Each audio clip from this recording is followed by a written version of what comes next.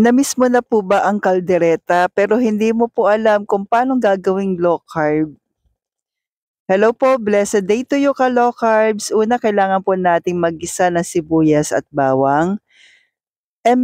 Pero ito po yung kaldereta na hindi ko rin naman po i-advise para sa lahat na naglo-low carb. Hindi po. Lalo na po sa mga may health issue. Yan, hindi ko rin po ito i-advise po sa inyo po. Pero kung kayo po ay naabot na ang inyong goal, pwede naman po ito paminsan-minsan. So, nilagay ko na po yung manok, paminta at asin. Then, sakutsa po natin. And please don't forget to like and follow po para updated tayo sa ating mga low carb meal every day. Thank you po and God bless. Then, after natin masangkot siya, lagay na po natin yung ating tomato paste. Yan. Sangkot siya pa rin po natin. Haluin po natin para malagyan na po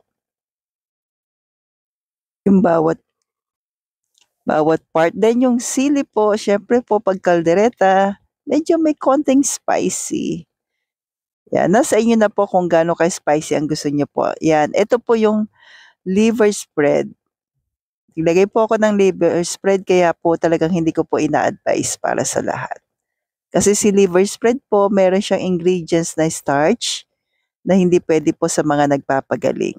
Pero sa amin po naabot na ang goal, pwede po ito pa minsan lang. Ang tawag na po dito ay dirty low carb.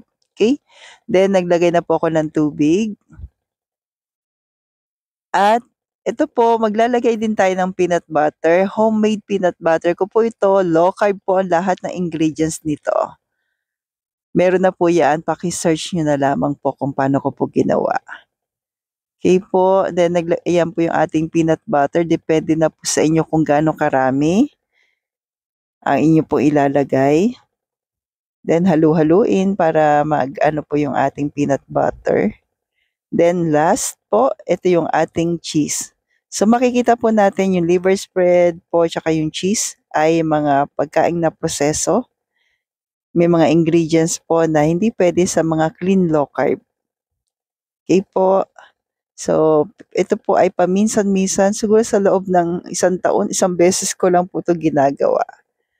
Yan po. So, creamy, may low carb creamy cheese caldereta po. So, stay healthy, stay low carb po.